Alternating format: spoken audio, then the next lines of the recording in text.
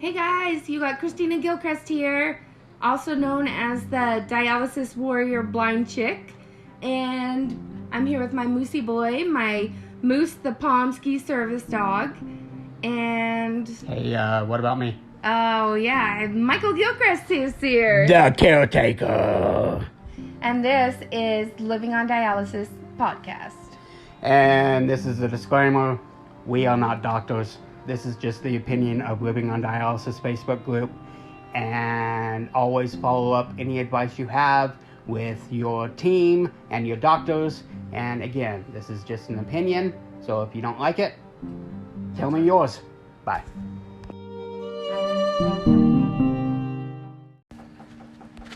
Alright, Avatar. We watched it in 3D. It's released again for the new Avatar movie. The previews before the movie were Liar, Liar, Crocodile. Looks pretty good, and I guess the books are supposed to be pretty cute, so I guess it might be good. I don't know. Armageddon Time. This movie is based on... It's sticking up for... There's a kid that has some colored friends, and he goes to this new school, and it's like the gangsters or something like that. And the new black kids move into the neighborhood, and the old gangster grandpa basically tells the kid, hey, you go stand up for him. You know, stand up for the little guy. And it's kind of the story of that. Dungeons and Dragons. This movie looks really dumb. It may have some good effects in it and stuff, but the story just looks cheesy. The Fableman. It's about a kid that he just really likes to make movies. And it was like based off in the 60s or something like that. And it almost looks like the story of Steven Spielberg.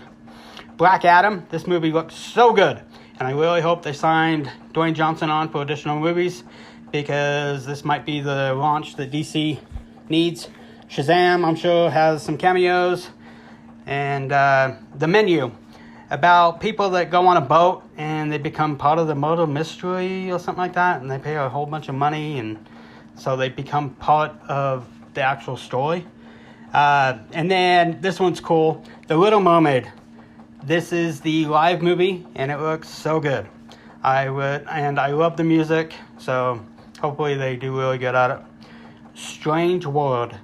It's the new Disney cartoon, and honestly, it looks like extra scenes from Lightyear. So it looks like it has some funny parts, but I really hope it's good.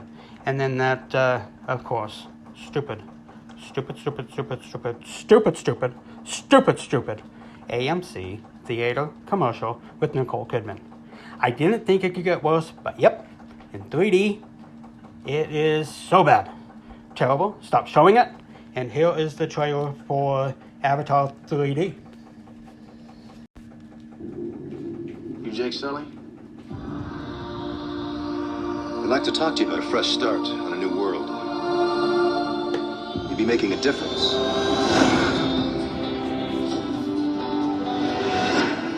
I became a Marine for the hardship. I told myself I can pass any test a man can pass. All I ever wanted was a single thing worth fighting for. Ladies and gentlemen, you are not in Kansas anymore. You are on Pandora. You should see your faces. We have an indigenous population called the Na'vi. They are very hard to kill. This is why we're here. Because this little gray rock sells for 20 million a kilo. Their village happens to be resting on the richest deposit, and they need to relocate. Those savages are threatening our whole operation. We're on the brink of war, and you're supposed to be finding a diplomatic solution.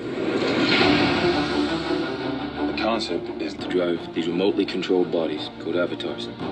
They're grown from human DNA, mixed with DNA of the natives. Marine in an avatar body. That's a potent mix. You get me what I need, I'll see to it you get your legs back. Your real legs. Hell yeah, sir. Looks like you. This is your avatar. Just relax and let your mind go blank. It shouldn't be hard for you.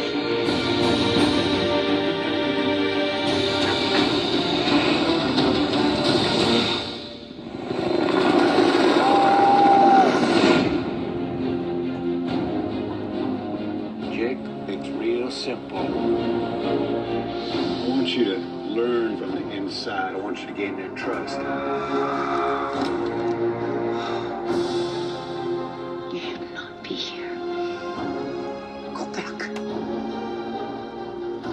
was your fault. I need your help.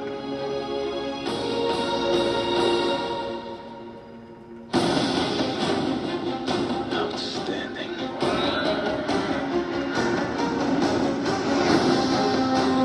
Haven't gotten lost in the woods, have you? Did you forget what team you're playing for? Strong, prey on the weak, and nobody does a thing. You got 1 hour. You knew this would happen? Everything changed. Jake, it's crazy here. Ulrich is rolling and there's no stopping him. We're going up against gunships with bows and arrows. Well, I guess we better stop him.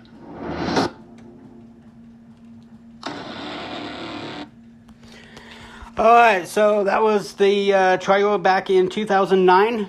And Avatar 3D originally came out in 2009 on the lush alien world of Pandora Live. The Na'vi become who appear primitive but are highly evolved. Because the planet's environment is poisonous, human and Na'vi hybrids called avatars must link to human minds to allow for free movement on Pandora. Jake Sully, Sam Worthington, a paralyzed former Marine, becomes mobile again through one such avatar and falls in love with one of the Na'vi women, Zoe Saldana. As a bond with her grows, he is drawn into battle for the survival of her world. I thought this was extremely good, and if this movie was made for the big screen, and 3D, the colors, 3D was awesome. You see the bugs flying by, and like I said, this movie was made to be seen 3D. So, Christina? Gorgeous. Everyone should go see it. It truly was made for 3D. And what's really cool is that they've changed the glasses from being, back in the day, you had one red one and one green one, and you maybe got 3D. Now they're look like sunglasses, and I know they've been that way for a while. But Christina was actually able to see some of the 3D, which was really cool. Yeah. So go see this, and I can't wait for the other one to come out. They had an extra trailer at the end, and it was so cool. So stay and watch it after the movie. Yep, stay and watch it after the movie. It's way cool. And see you guys. Bye. All right, guys. This is Mike. And Christina. And we have a very special person that we're interviewing. It was actually somebody that was in the Florida hurricane. Yeah, so we have today Kelly Skinner, and I am so excited to get her story. Are you ready to chat with us, Kelly? I sure am. All right, you go, girl. All right, so I'm in Sarasota, Florida, and we kind of had the side of the eye come right on over us. Truly, we are blessed, though, because we didn't get hit as hard as Naples or Fort Myers or Northport, where a lot of my friends live. They're still flooded. So there's complete devastation in Fort Myers. The beach is no longer, every attraction that was on the beach is wiped, clean slate. It's just gone. So that's going to be a very, very long process of rebuilding Fort Myers Beach. I don't know as much about the other areas of Fort Myers, but I know Naples was underwater, Punta Gorda was underwater, and I know Northport was underwater, and they're still trying to rescue people there.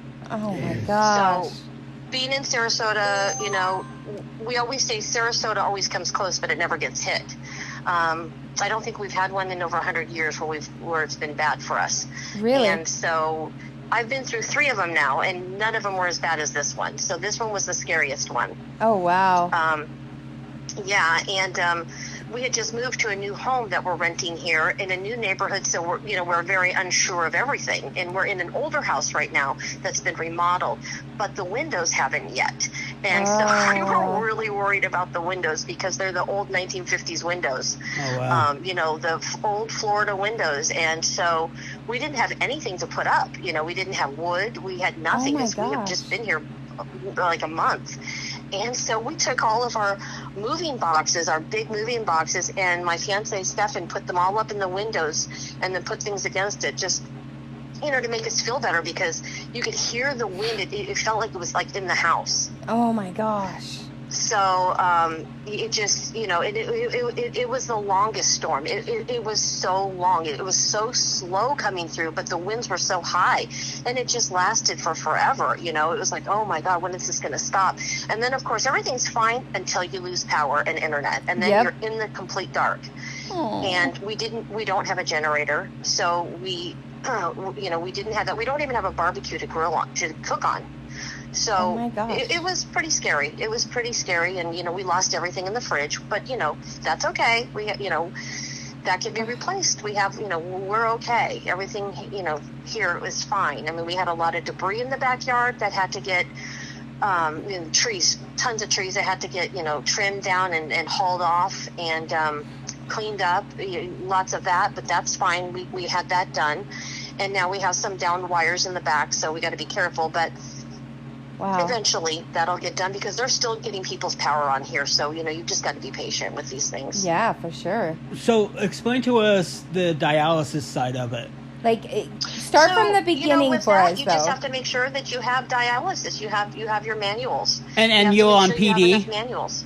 Yeah, I'm on PD. You did manuals. Okay. And how long have you been on PD? I've been on PD since May. Okay. Do you want to give us a little background of your dialysis journey? Your kidney story? Yeah, your kidney story, just a little bit. So I've had kidney disease my whole life, but I didn't really find out till I was in my late 30s when I had my last child. And when they found out because I was excreting too much protein in my urine. And it had happened when I was 23 years old with my first child. But they just didn't, they did the whole amniocentesis and said, oh, no, your baby's fine. We don't know why you're excreting protein. And that was it. And nobody could ever find out. They knew I had high blood pressure, but my doctors would never do anything about it. They're just like, oh, but you're here for this cold. We'll deal with that later. And it was always like that. Or they'd say, oh, well, you must be nervous. Or it was always something. And I'm like, okay. But then when I was pregnant with my last child in 2003, and she was a miracle baby, that's when they found out. They're like, okay, there's an issue. And they wanted me to get rid of the child. And I was like, absolutely not. I've wanted this child for over 10 years with my husband, Yeah. So we had her. She was born, unfortunately, 2 months premature. And then she was only 2 pounds. And she ended up dying 2 weeks later of a brain bleed. Oh, I'm so sorry. So we lost her. But then they were able to do, they were able to do a biopsy on my kidneys and realized that I had lost 30% kidney function. So they put me on anti-rejection drugs, and I took those for a few years. Then I was they thought I was in remission. Everything was great. Oh my gosh. So for many years, I was just going along, living my life, and everything was great. And then I am now 54, and I had COVID in 2020, or was it 21? 21. I got COVID, and my fiance just went through cancer. Aww. So he had hairy cell leukemia. So he had just gone through treatments and then got put into the hospital for something else, and the hospital gave him COVID. So when he came home, he didn't know he had COVID. He gave it to me, and it was horrible. He ended up almost dying 3 times. And he was in the hospital for 15 days. So we almost lost him. Oh. But then so I was by myself, and that's when my kidneys just went, after COVID, it just took my kidneys. Wow. And I got super, super sick. And they were like, okay, time for dialysis. And then stupid me, I didn't go in for my PD port because I didn't want to lose my job. Okay. So dumb. And so I ended up having to get, the port put into my chest, emergency, and got that. And I had hemodialysis. And unfortunately for me, it was just a horrible thing for me. I didn't do well. Yeah. I was just fainting all the time. I couldn't, after my dialysis, which was always at the end of the day, I couldn't come home and make dinner. I could barely make it out of my car. Yeah. And I just said, I can't live this way. I can't. So I rushed to have my PD catheter put in. That's a good choice. It's been wonderful ever since. I'm telling you, it's for me. PD's the right thing for me. So do you just do manuals? Everybody has different stories, but for me, it's been a godsend. Oh yeah. So do you just do manuals, or do you have the machine too? Oh, no, I have the machine. Okay. So, yeah, I do the machine every night. And then, obviously, if you don't have power, you want to use your backup manuals. Yeah. Which is fine. But, yeah, I have a whole system down. I have it all organized. I have so that it doesn't look like, a hospital room. Right. A hospital room. I have everything. I have, like, all my supplies in containers under my bed. And then I have these really cool little rolling containers that I just have everything organized in. And then I have my machine has its own little desk with all supplies underneath it. It's working out really well. I've really streamlined it so it it doesn't freak me out. Yeah, that's awesome. That is actually amazing how well you were able to adapt, and you should take some pictures and put them on the group. For sure. Especially your setup. Your setup actually sounds a lot like how ours used to be. Well, we just kind of organized everything. We had my OCD. It takes over. So. Yeah. I just have to, do that for my own sanity. Just be like, everything has to have a place, and I just, I don't want it to look, like a hospital room. But, hey, my mom came in and was like, oh, do you have to have that machine out? And I'm like, yes, I do. It saves my life. Yeah. Heck yeah. It's why I'm living. See, and Kelly, I was not born with that curse. I don't have to have everything organized and put away, and thankfully Michael does. Oh, that's great.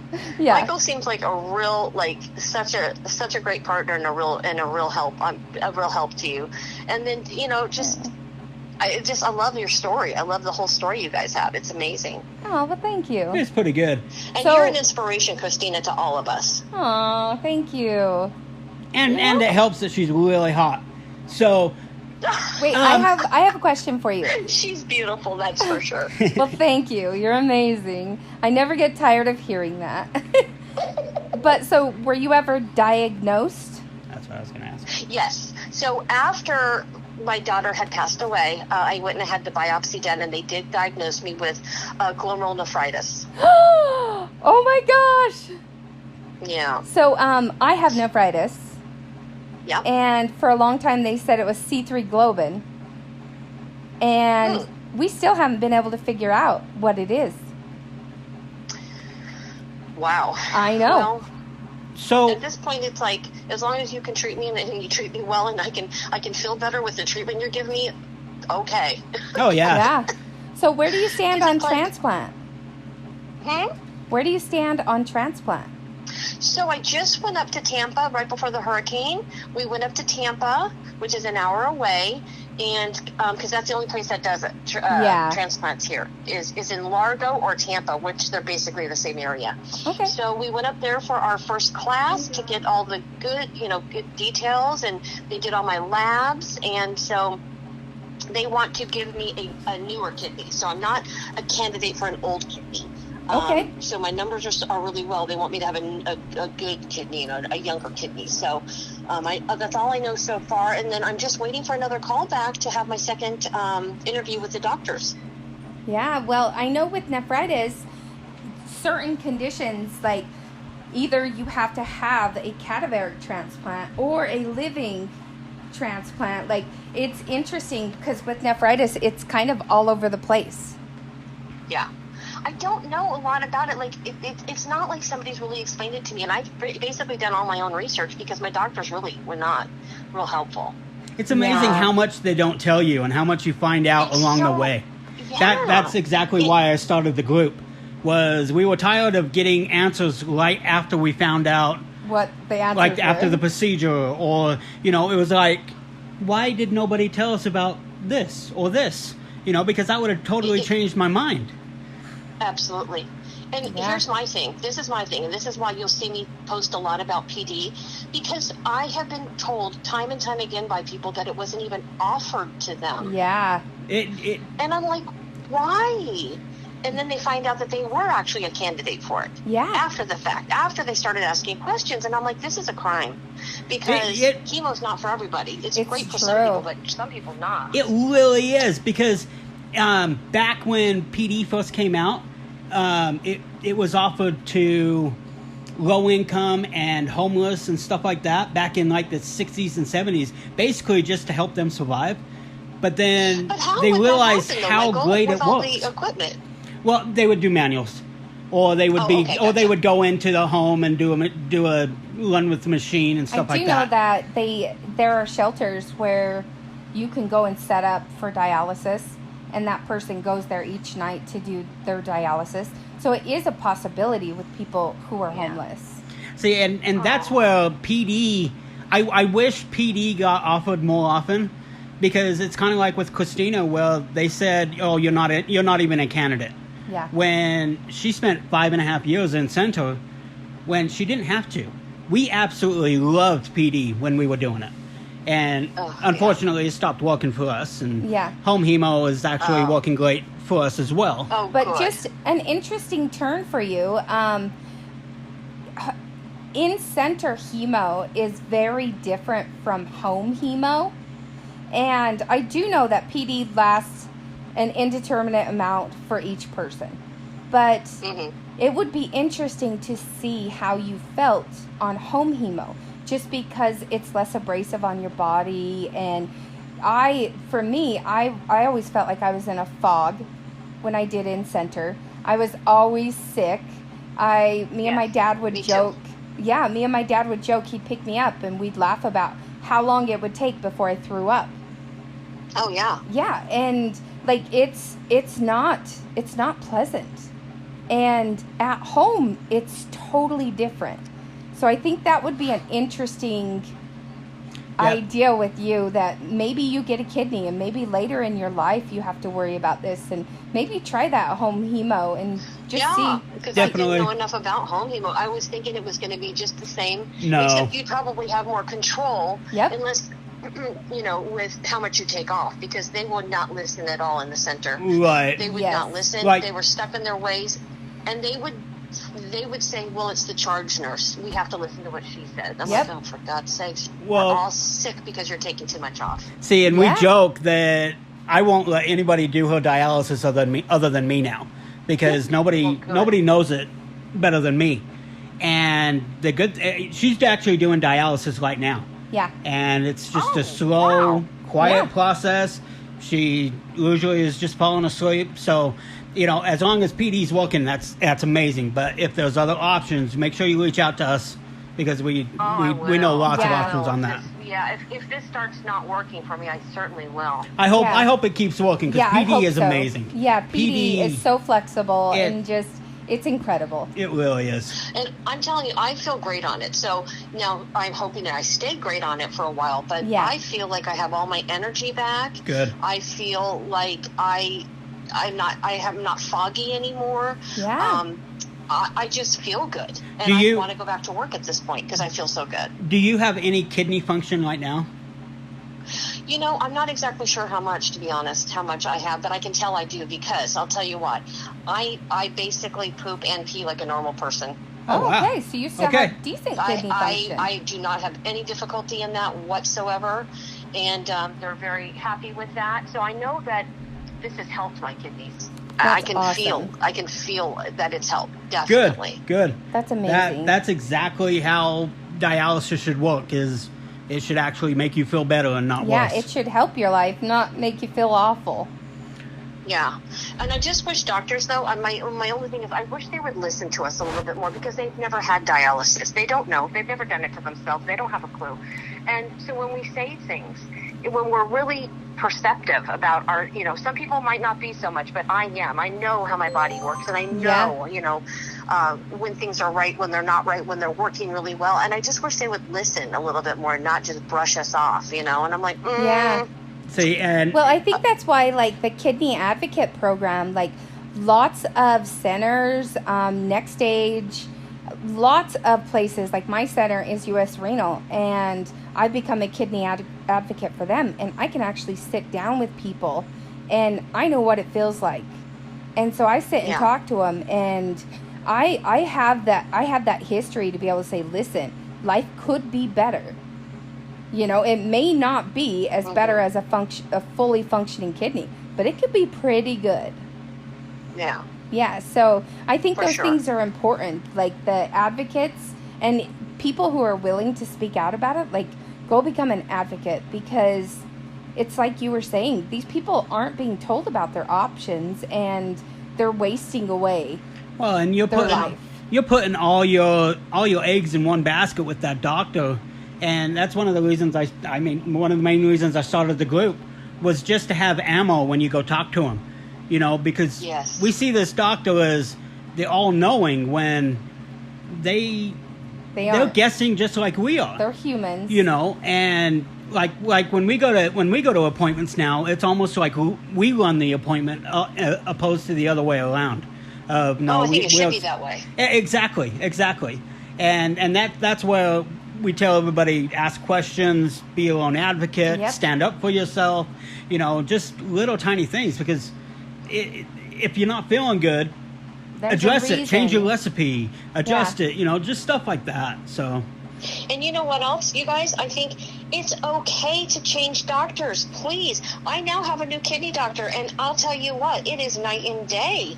I agree. Night and day the information that I know and what he's done for me. Unbelievable. That is exactly true, because there are so many people that absolutely hate the clinic they're in. Hate the doctor. Hate the doctors. Yeah. And we look at them like, well, why? Switch. Change. They're like, well, I don't. I'm like, I can almost promise you there's a dialysis clinic across town.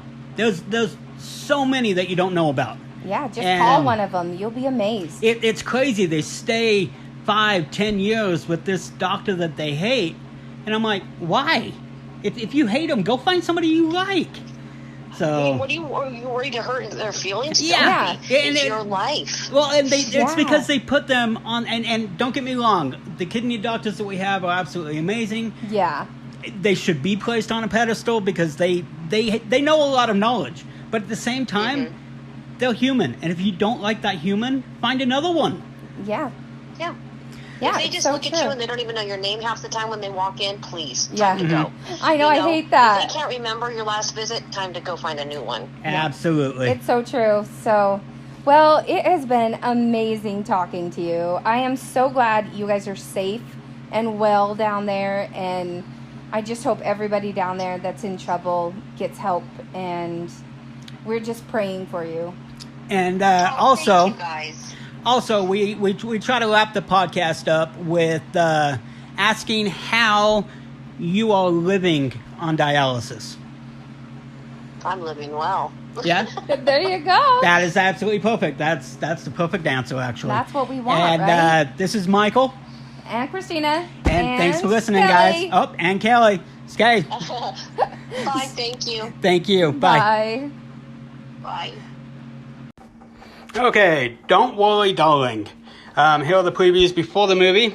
I Want to Dance with Somebody. The release date is December 21st, and it is going to be amazing. It's the Whitney Houston movie, and I love those documentary movie type things that they put out. The Menu, release date is November 18th. Some people, they buy a ticket to a murder mystery type thing, and it's actually real life, so it looks cool. And then Marvel presents Black Panther Wakanda Forever. It releases November 11th. And of course it looks amazing, and I hope it's good, because it's Marvel, it's going to be. Teal, the release date is October 14th, and it is the Monty Teal Mobley civil rights movement about her son being lynched, and it looks like a good movie. Knock at the Cabin. Now, this is a new trailer that I've never seen before. It releases February 3rd of 2023, and it's from M. Night Shyamalan, so it's either going to be extremely good or extremely bad. But it's basically asks the question, would you sacrifice your life for one of your loved ones? So, basically some people come knocking at a cabin door, and somehow it turns around to where they have to decide, do I take my life or do I choose theirs? So it looks pretty good. Babylon, the cinema release is on Christmas in some theaters, and then releases everywhere January 6, 2023. And it's a lot of a movie, but it has Brad Pitt and Tobey Maguire, so it looks like it's going to be good. But it's a lot. You'd have to watch the trailer. Triangle of Sadness, this one looks, I don't know if it's going to be good or dumb. But it releases October 7th. It's starring Woody Harrelson, so I have hope for it. But it's about the ship, and it has a bunch of rich snobs on it. And it basically shows them being rich snobs on the boat. And then the boat sinks. So then they're spoiled, but they're on a desert island or something like that. So I don't know. I don't know if it's going to be good or not. Alright, Shazam 2, Fury of Gods. Comes out March 17th, 2023. And this movie looks extremely good. This was one of the first amazing titles that DC came out, and they actually worked. And I hope they incorporate Black Adam into it. And then the next trailer was Black Adam. Releases October 21st.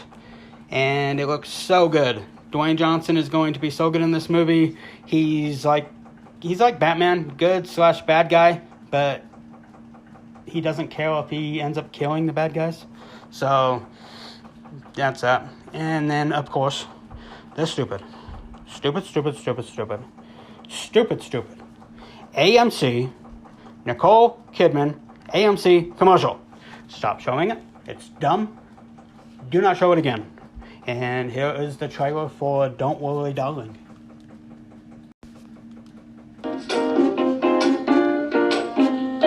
I'm so sorry I forgot to tell you, but you're not feeling very well. And the only way to cure it is if we stay home all day and I tend to you and kiss you and cook for... Bye. Security level, yellow. All residents safe and accounted for. Victory is safe and secure. Here you can live the life you deserve. We can all live the life...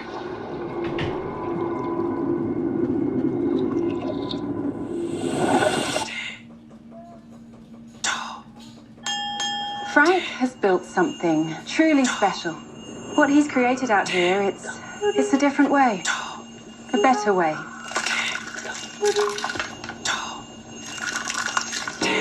Victory has things money can't buy.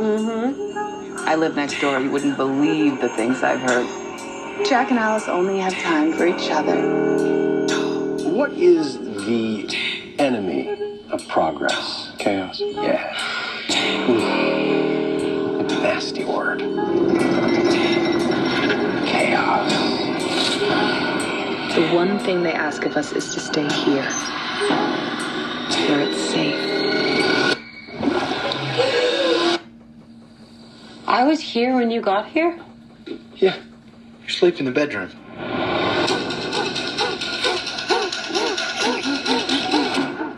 That's good. Just breathe. Most of my patients have had nightmares. I have some pills I can prescribe for that. Violet, where did you meet Bill? We met on a train to Boston. You dropped your ticket, and you bent down, picked it up, gave it to you, right? Thank you for your loyalty. Not everyone gets this opportunity. What are we doing? Changing the world. What are we doing? Changing the world. They're lying about everything. Keep calm and carry on. I gave you all of this, Alice! It's all about control. I know exactly who you are. You don't get to take that from me! Alice, go!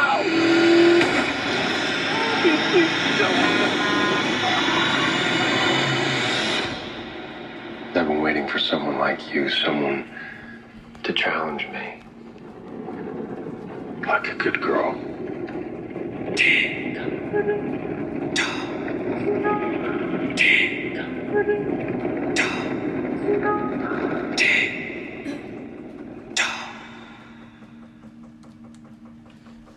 Okay, so that was Don't Worry, Darling.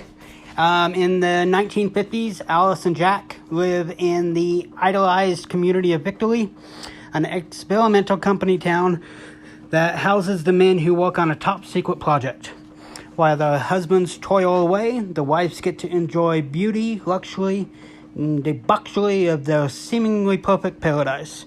However, when cracks in her idyllic life begin to appear, exposing flashes of something sinister lurking below the surface, Alice can't help but question exactly what she's doing in Victory. This movie is nothing of what you think it is.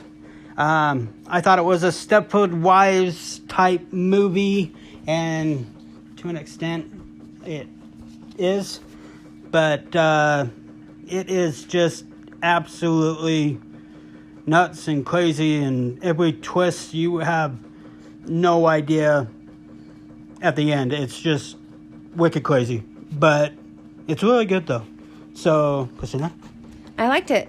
There was a very good storyline. You really couldn't guess where it was going, and it kept you intrigued the entire movie.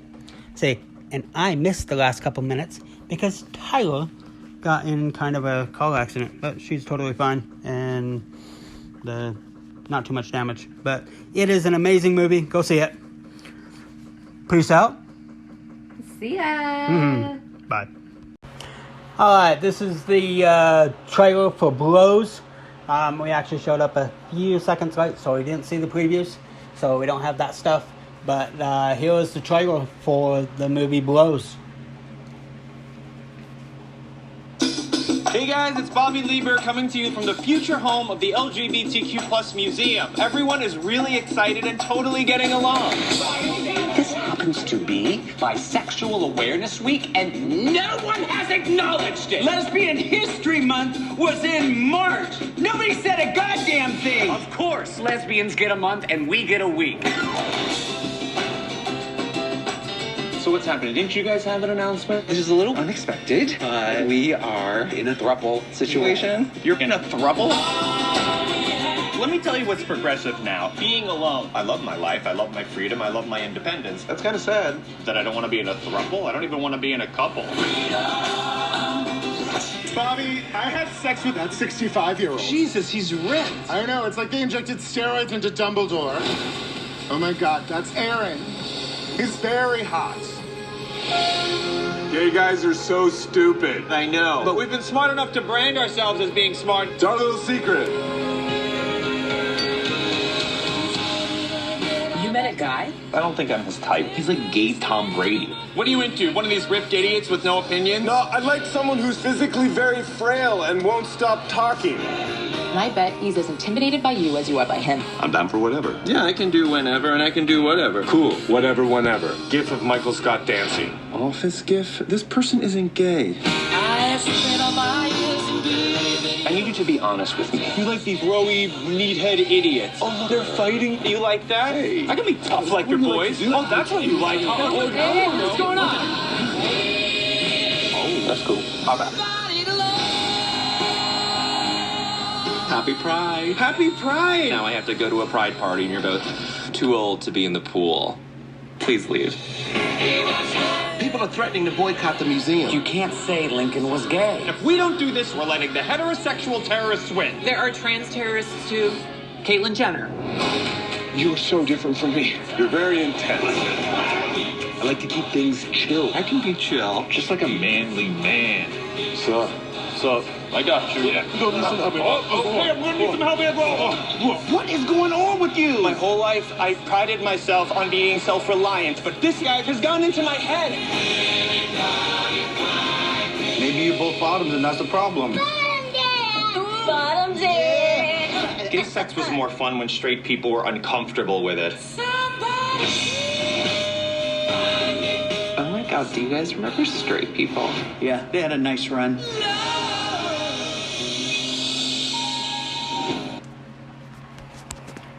Alright, Blows. Bobby is an erotic podcast host who's happy to go on Tinder dates and content not to have a serious relationship. That all changes when he meets Aaron, an equally detached lawyer who likes to play the field. Repeatedly drawn to each other, both men begin to show their vulnerabilities sides as the undeniable attraction turns into something resembling a commitment. I actually wanted to like this movie, and I was thinking that it was going to be really good, but oh, it was terrible. Sorry, Amber, sorry, Scott, sorry, everybody, but I hated it. they just did so much just because they can do everything in the movie. They did. And they just threw everything at the wall and hoped that it stuck. So I just absolutely hated it. The story was terrible for me. It did not keep me entertained at all. There was a couple funny jokes, but Christina? So, I thought everything that was funny was in the trailer. This show, I hate to say it, but the main character, they had him play such an annoying person. He just wouldn't stop talking. And he would just rant and rant and rant. By the end of the show, you just wanted to hit him in the face so he would stop ranting. So, sadly, I really wanted to like this, but it's no good. I did too. The previews made it look so good, and I was actually excited to see this movie, but the storyline just sucked. And again, Sally, Amber, Scott, Clover, Holston, I know you guys absolutely loved it, and the younger generation loved it. I heard this movie bombed in the box office, but yeah, terrible movie. Bye, guys. Okay, hey guys, it is Michael. And Christina. And sorry about last week. We decided to take a week off because, we had a lot going on. So, yeah. Busy, busy. Things happen, and you're that. So, but last week with the Florida hurricane, we wanted to talk about natural disasters and preparation and stuff like that. We interviewed a lady named Kelly, and her story was amazing. She was down in Florida during the hurricane, and she's on PD. So, out of all the dialysis that you can do, I think PD is probably the most adaptable to go when there's a disaster. Just because you have so many supplies, and you have the what if of manuals, because you have the red bags, you have the what if of the yellow bags, you have the what if of the green bags. Yeah. So honestly, if you're on PD, you could probably go a month, maybe two of dialysis, right. And but definitely be prepared. And again, I do the mumbo jumbo bowling stuff. So this is about being prepared for dialysis and kidney patients. We can't always predict when something will happen or to derail our treatment plans, and there's a couple steps that you should follow. Plan ahead. If you know a storm is coming, arrange to have dialysis early. So if you know the storm's coming in, attempt to get dialysis the night before or even the morning before the storm actually hits. Make a disaster prepare kit. Choose a safe place in your home. So if there's a risk of flooding, try to have an upstairs room where you can keep some of your supplies and, have a generator up there. Have some extra gas, not stored inside, of course, but have some extra gas just in case. Plan how to keep food and medicine if the power goes out. Plan 2 evacuation routes, basically out of town. If one of the roads gets destroyed, make sure you have different routes. And identify meetup locations for your family. So definitely have just a central place where you're all going to meet. And saying all of these makes me realize that we are not ready for any of this. We're not. But, we have a good backup supply, but definitely not exactly what we should. Also, be in the know. Know how your community notifies residents of disaster. Also, let your community know that your house depends on power, depends on water. We are listed with the power company and the water company that Christina does dialysis. So if there is a disaster or the power goes out, they will notify us for sure. Yeah. And I would imagine they're either going to help us accommodate or restore power to certain areas. If you got somebody that's on life support, of course they're going to have that stuff. And, definitely have, just a cheap generator that, one, you could keep your fridge cold for a while with that. And 2, you could run your dialysis for at least a couple days.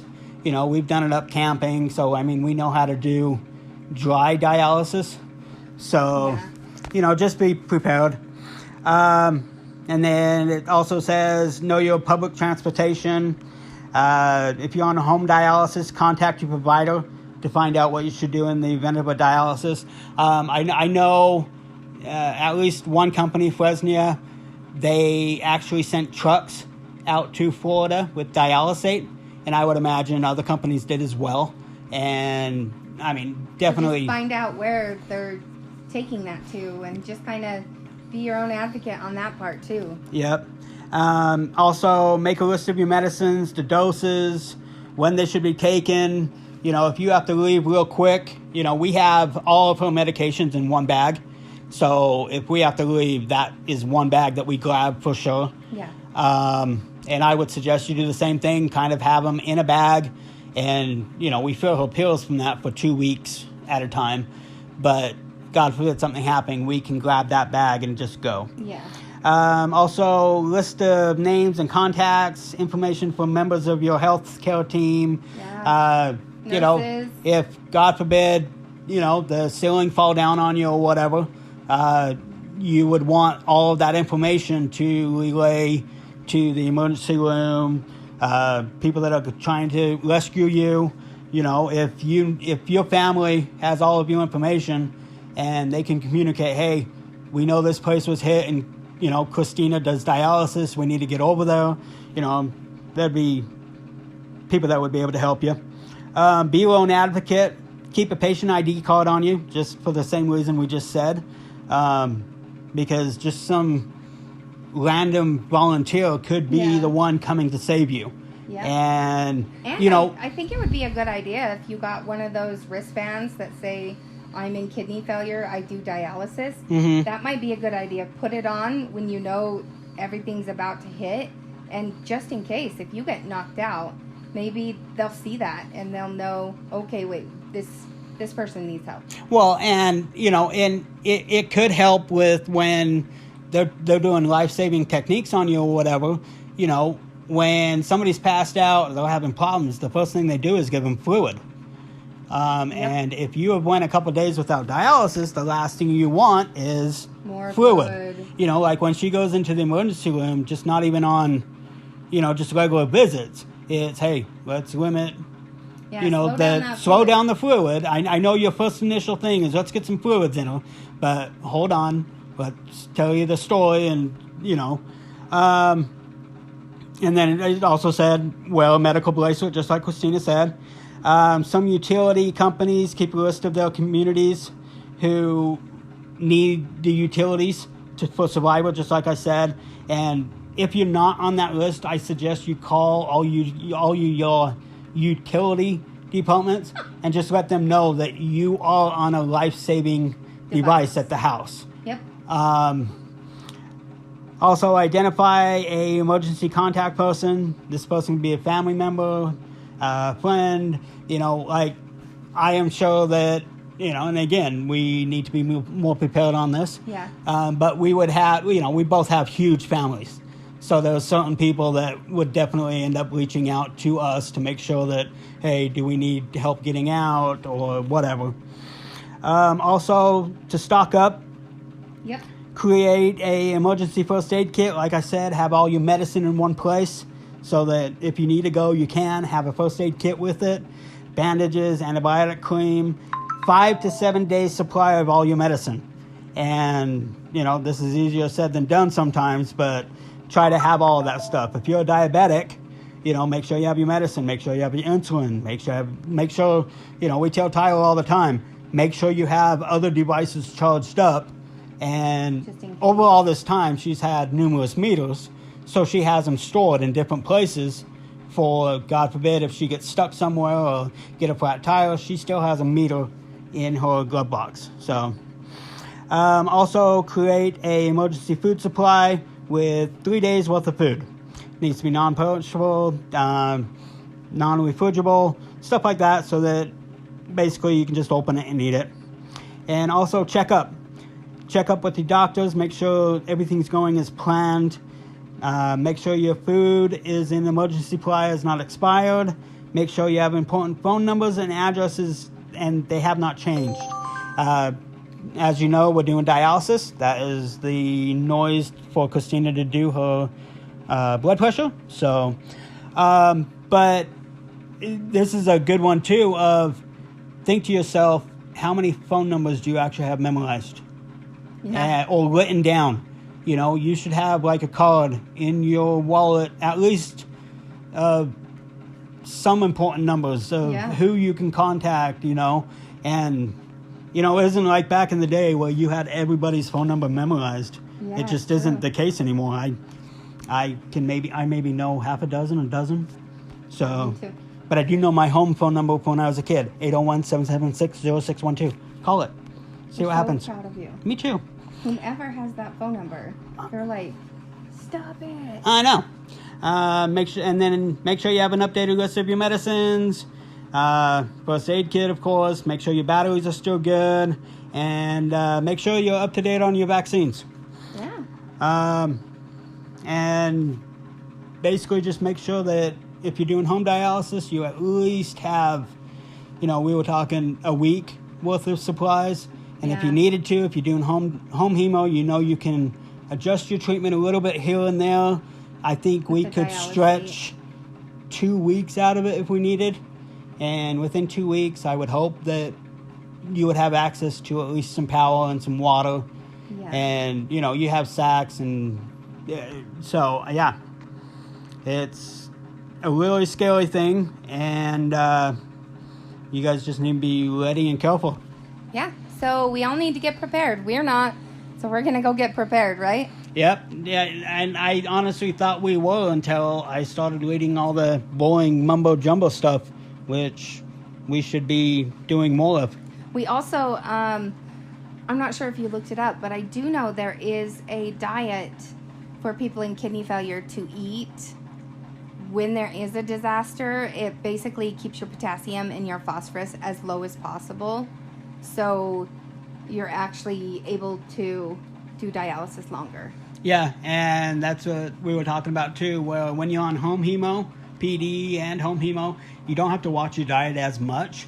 And if you know a natural disaster is coming up, you know, start tightening up on those, on all that cheese and milk. I'm pretty sure, ask your nurse or your doctor. They have lists of what you should have on supply.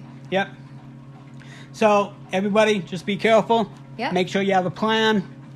And if anybody has some funds or anything that they contribute to Florida, please do. There are so many people right now that still have no power, no water, and they're underwater. So we need to be there for each other as well. Yep, and go donate blood. If you can give your blood, go donate blood. Yes. Everybody should be donating blood if they can. And you should be doing it every 56 days. Make it a game. Go with your family. Have lunch afterward. It's a good excuse for your family to get together. But go donate blood. Yep. We've all used it before, so... Yep, and if you know a dialysis patient, I can almost guarantee that they've been saved by a bag of blood before. So... Yes. All right. Well, that was this week. Yeah, take care of yourselves, guys. Yep. Peace out. Bye, guys. Okay, we're not saying peace out? No. Okay. All right, bye. It's just silly. Oh. All right, so we didn't have the podcast last week, so there's a lot of movies, but you're welcome. But we are seeing Smile, and the trailers before the movie, or Amsterdam, releases October 7th. It has Christian Bale, Chris Rock, a whole bunch of other people. Something about con artist. Don't really know what's going on, but it looks all right. Devotion releases November 3rd. It is about the African-American pilot and the story of him during the Korean War. Bones and All. This one actually looks pretty cool. It is about some sort of a vampire story, but it's a teen that's becoming the vampire. And it's based like in the 60s or the 70s. And it basically just has a story of her being sent away and raising herself, but being a vampire. So it looks interesting. The first preview I've ever seen of it. Marvel's Black Panther: Wakanda Forever. And of course this looks amazing, and I hope it does well. It's transitioning from the Black Panther, the actor that died, and I believe it's going to be a female Black Panther. Pray for the Devil. This one actually looks really cool. It comes out October 28th. It's the story of the first female exorcist, and and it looks actually absolutely amazing, and I can't wait to see this before Halloween.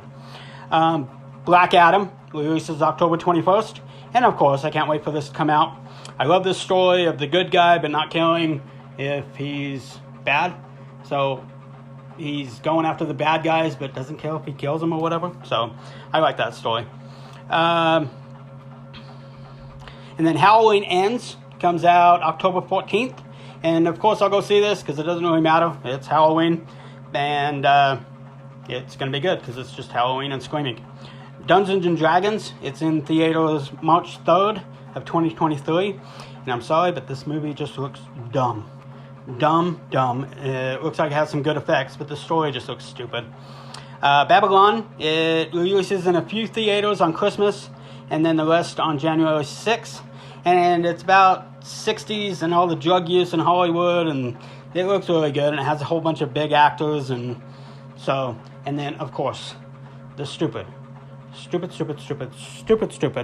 so dumb, stop showing it, the Nicole Kidman AMC commercial. It is so bad, so stop showing it. And here's the trailer for Smile. What is it you like to talk about? Hi, patient. Hi. I know you're nervous. I just want to have a chat. I'm seeing something no one else can see except for me. It's smiling at me. Oh my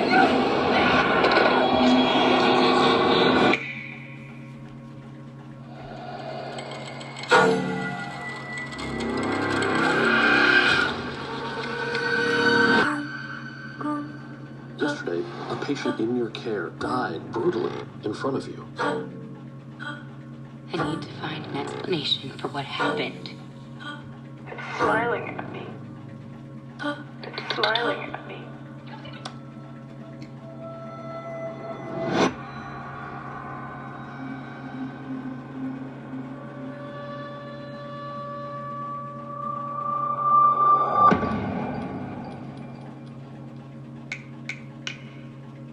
You're going to die! You're going to die!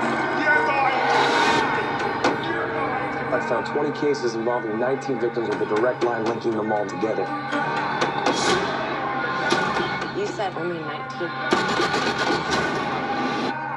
Why is it that everybody else who's seen it is dead and you're alive? I've seen it too. You?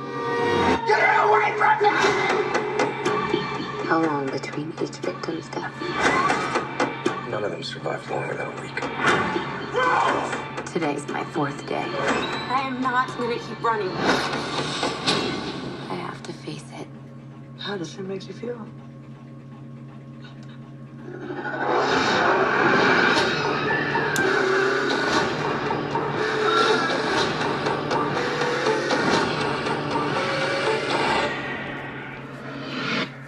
I'm just really scared that something bad is going to happen.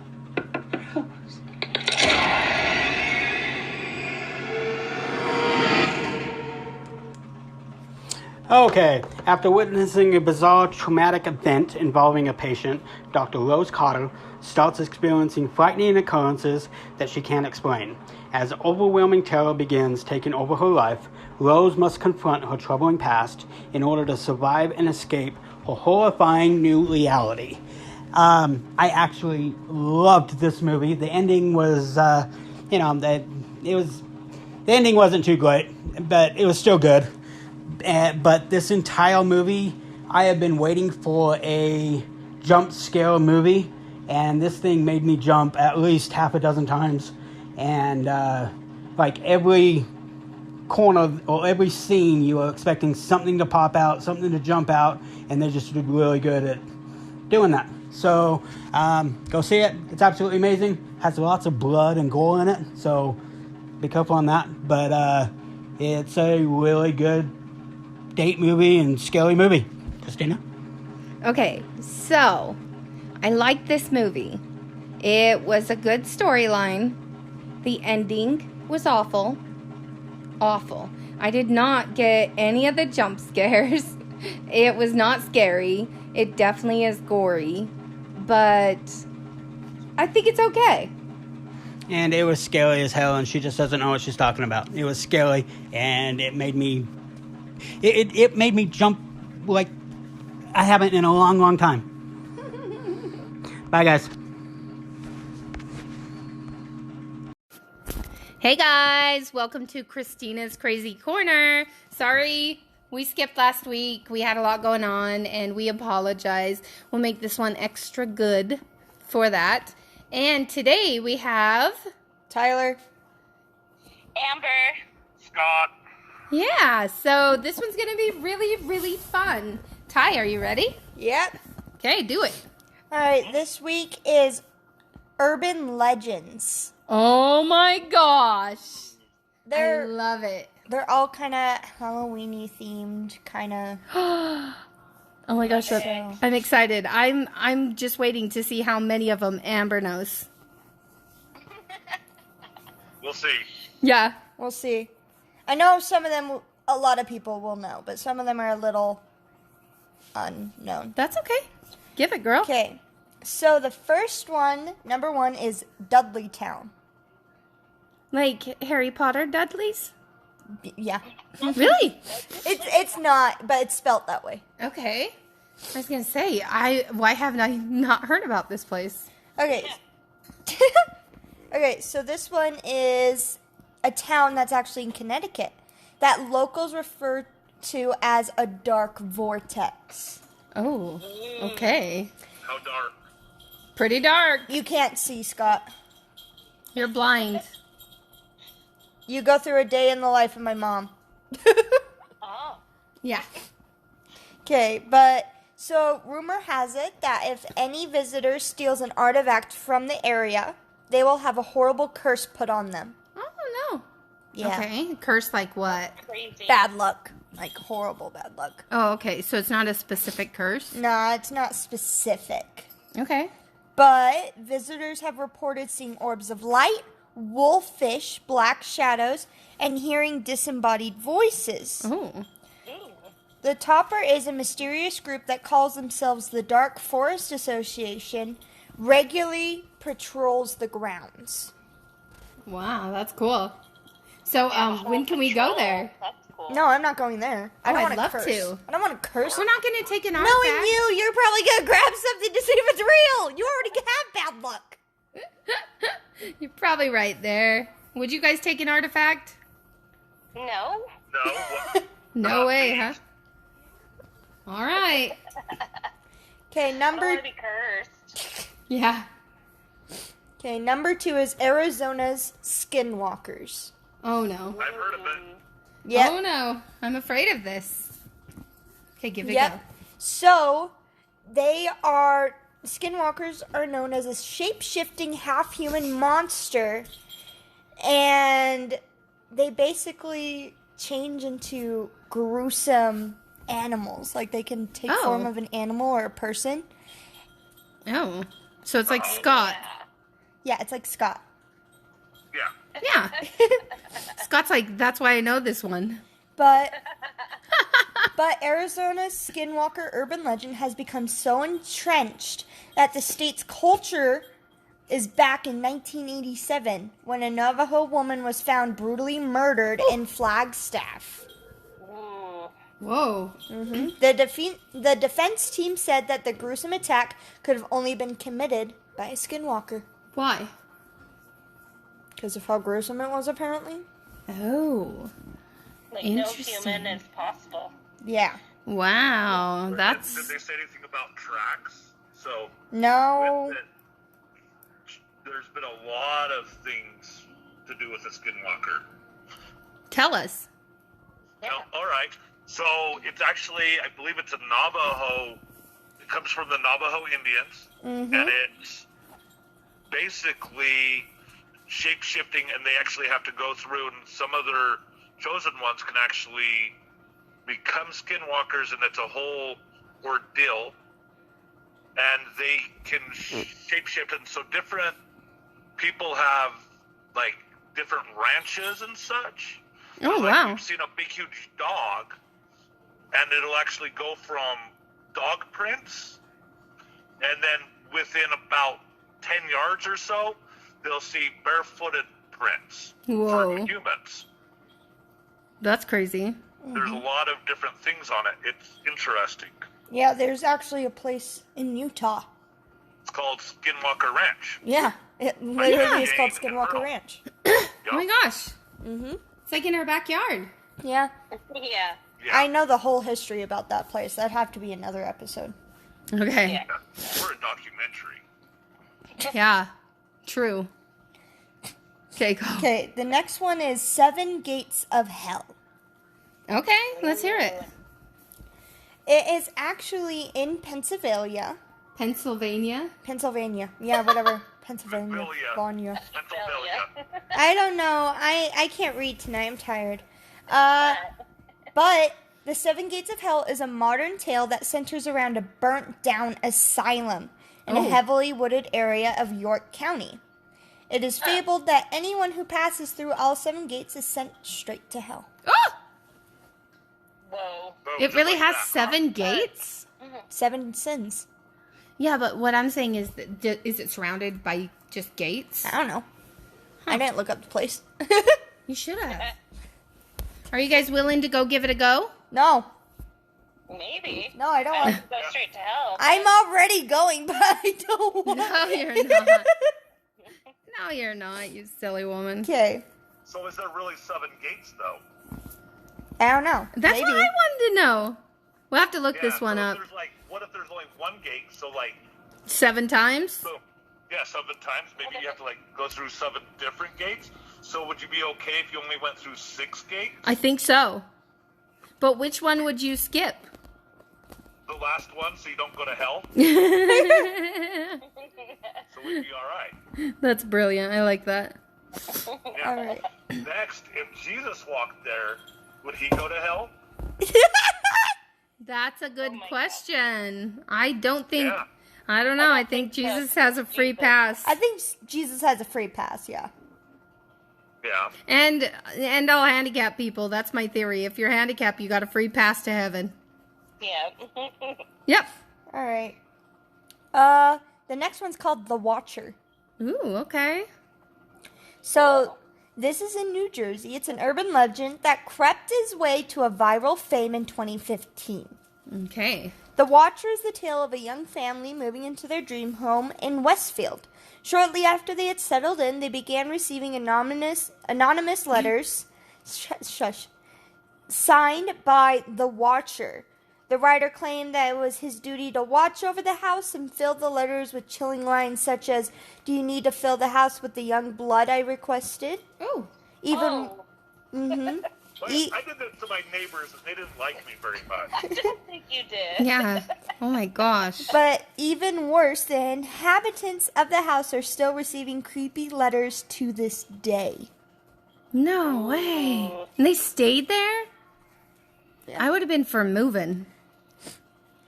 I would have left. You can have fun with mail. Yeah, I guess. Wow. That's crazy. Yeah. Okay, what's next, TT? Bloody Mary. Oh. Everyone knows this one. Yep, let's do it. But, so basically... I've never heard of this one. Yeah, sure you haven't, Scott. You're just too young, you know. You're too young. You haven't heard about it. That's why I haven't heard of it, because I'm so young. Yeah. So this is one of the most famous urban legends. And basically, you guys know how to play the game. Yeah. And... How do you play the game? Oh my God, Scott, I swear. He knows how to play the game. You know how to play the game. He's probably played the game. Is it like a board game? No, stop it. I'm going to keep reading now. In the earliest versions of this tale, the story goes that an unwed woman would see the face of the man she'd marry in the glass. However, if she were destined to die alone, she'd see a skull. The story eventually evolved into something more sinister, where participants would see the bloody face of the evil spirit. Really? Yeah, so at first it was... It was supposed to show you who you're going to marry. Uh-huh, but if you were destined to die alone, you got a skull. You got a skull. You're dying alone. I might do that. Like, I might have done that. A bloody skull that you'll see. What? You're gonna die alone. Okay, and then it like morphed into if you like something else. You're supposed to see the man you're supposed to marry. Did you see the man you're supposed to marry, Scott? Yeah. Oh, well, that's sad. Michael doing? That's sad for Amber. How's Michael doing? Oh, he's doing great. He really misses you. I like that. All right, the next one is the 13th child. Ooh, okay. I haven't heard of this. Okay, this one goes back to 1735. Okay. A woman who lived in the expansive woods of New Jersey's secluded Pine Barrens cursed the birth of her 13th child.